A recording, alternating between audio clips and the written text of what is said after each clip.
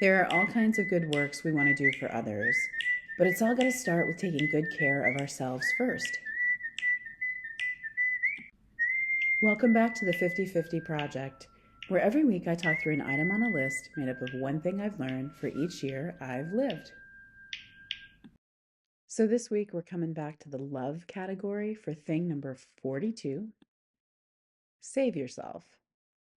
And I'm tucking this into the love category because it deals with self love, which is, in my experience, too often a really neglected subcategory of the different ways of loving in this world.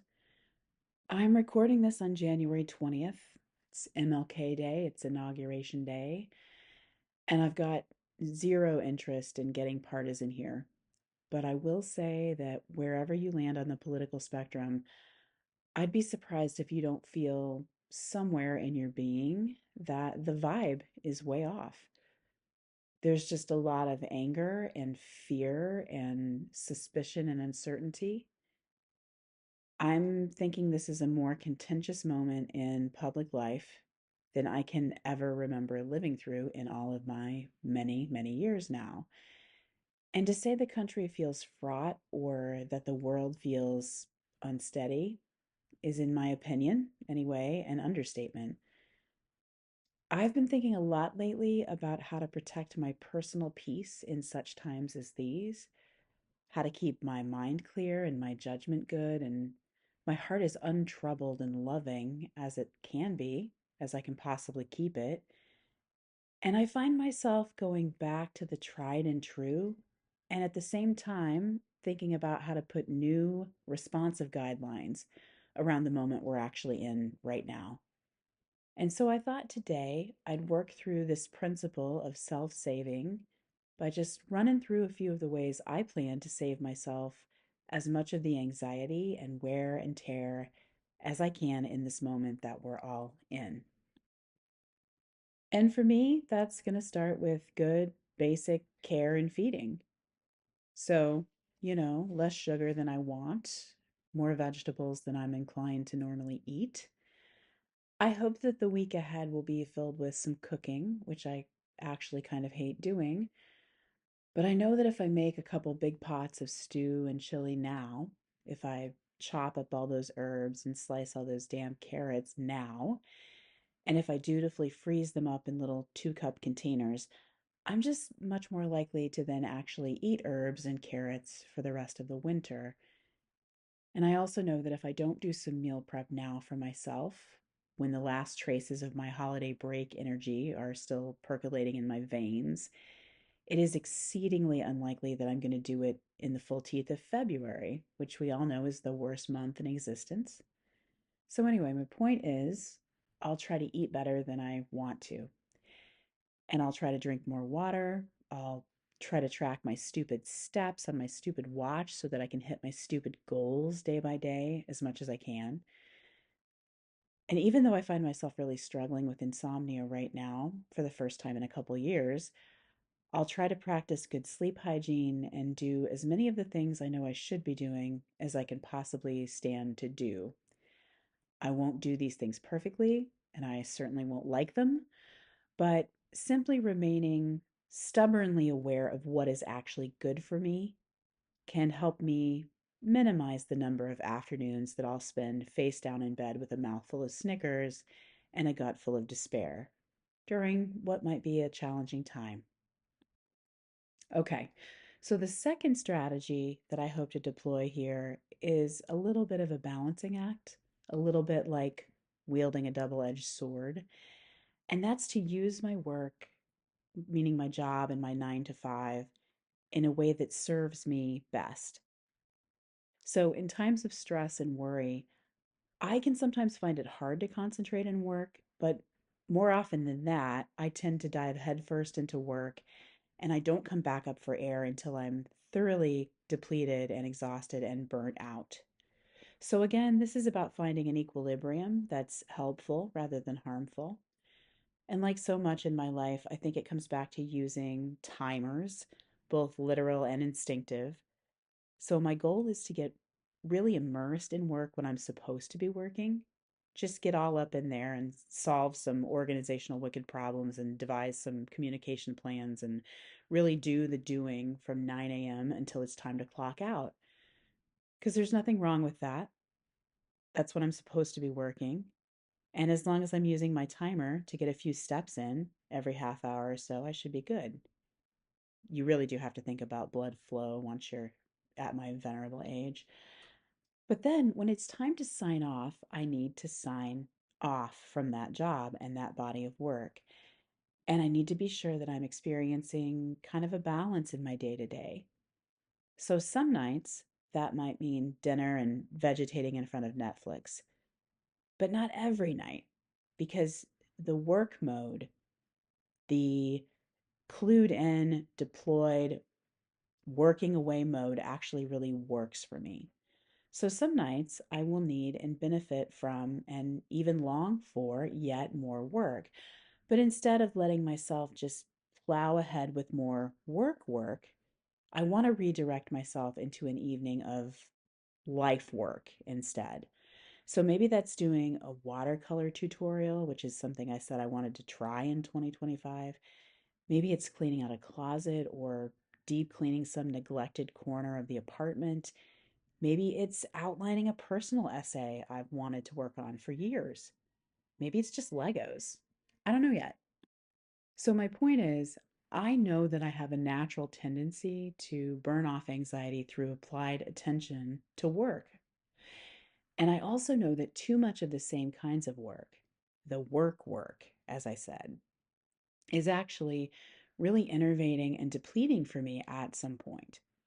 So I want to be prepared to intentionally redirect myself to some other kind of life work or artwork or maybe even work as play so that I'm benefiting from that time rather than burning out from it, so that I'm living a richer, more varied, more enjoyable life through the act of working instead of just numbing out and shutting down through it.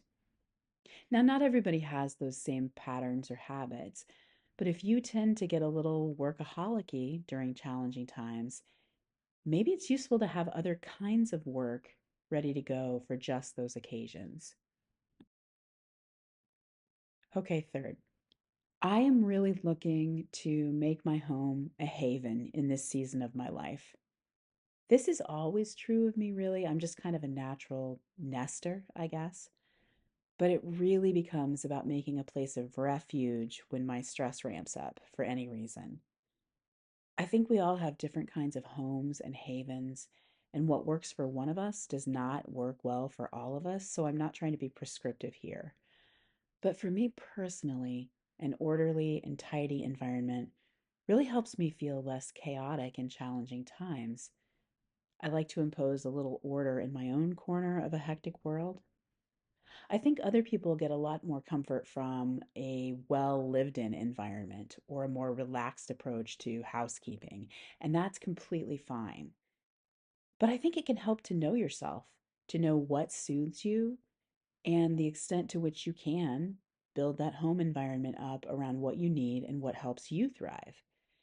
Maybe that's as simple as setting up a reminder on your phone to open the blinds at 10 a.m. every day because you're a person who really needs and thrives in natural light.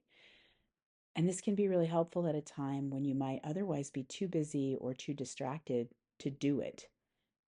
So I'm not talking about spending thousands of dollars on home renovations here, but if remembering to turn the Calm app on your phone so that you're listening to the ocean instead of the traffic outside can help, then it's worth creating little mechanisms that encourage and remind us to do those little things to make a haven in our homes.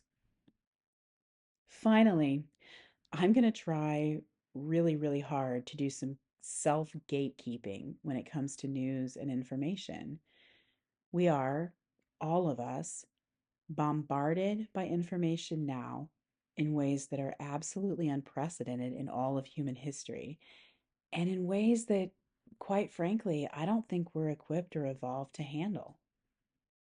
I'm not talking about hiding from the world. I'm not talking about closing your eyes to ugly or distressing things that are happening. I do think there's a certain moral imperative to bear witness to our own time. But I'm not legally required or morally obligated to be tethered to an endless stream of incredibly distressing information every waking moment of my life. I'm not required or obligated to watch the national news both morning and night if that's not helping. It's not mandatory, nor is it advisable to mainline a torrent of social media or talk media outrage constantly. So I'm not. I'm just not going to do it. So I've decided that I personally am going to get my headlines from a news podcast in the mornings. And I'm simply not going to dump any more of that kind of thing into my brain after that. No 11 o'clock news at night, no polemic podcasts before I try to go to sleep, no creeping around in the sewer that is the comment section on contentious news stories, no reading the news feeds in the wee hours of the morning if I can't sleep. I'm not saying that that's the right plan for everybody, but I know myself. Again, I know myself and I know what screws me over personally. And marinating in a media stream that makes me feel horror about the state of the world and the character of the people in it does not, in any way, shape, or form, help me. It doesn't make me happier, healthier, more effective in my work, more likely to help other people, more able to turn the other cheek, more insightful about the problems we face, or even more equipped to find a solution to any small part of them. It does not help me or anyone else. It just makes me sicker and sadder and more stressed out. And so I personally am putting guardrails around what and how much I take in. And I'm saying a very pronounced and forceful fuck off to doom scrolling of all kinds. Fuck right off straight to the moon itself, doom scrolling. I cannot handle you anymore. So that's me. That's what I think will really help me. You might have a very different set of needs and capacities and tolerances. And I'm not trying to tell you what your media plan should be at all. But I do think that most of us would probably benefit from really thinking through how much media we need in a day. And when we've gone over a tipping point to diminishing emotional and even intellectual returns. Now, my overarching point here is that whatever works or doesn't work for you individually, the important thing is to save yourself. We have to take care of ourselves. We have to make things easier for ourselves, know ourselves, work with ourselves instead of against ourselves. And in some seasons of this life, whether it's our own personal lives or maybe from time to time the public life of the nation or the world in which we live, we have to figure out how to protect ourselves from the stress, keep our eyes clear and our hearts open in confounding or hardening moments, and learn how to protect our own happiness as a kind of prerequisite for being able to do any of that or any kind of service or good works for others. And I think I'll go back one more time to Gretchen Rubin's work on the nature of happiness and just say that to cultivate our own happiness and to protect our own peace of mind isn't as self centered as it first sounds. Her research, in fact, showed that those who work on their own contentment, they tend to be more altruistic, more service oriented, and more concerned about other people. By saving ourselves, by protecting and recharging and tending to ourselves, particularly in trying times, I think we safeguard our capacities to care for other people and steward our institutions and advocate for our ideals, projecting all that outward from a center of strength and solidity. It's the airline old adage about putting your own oxygen mask on first. It can be counterintuitive, but it's really vital to do it. Okay, so that's enough for today, I think. Protect yourself today and always so that you might have the strength to serve and save others when the time comes. Thanks for spending some time with me today, and I'll be back next week with thing number 43.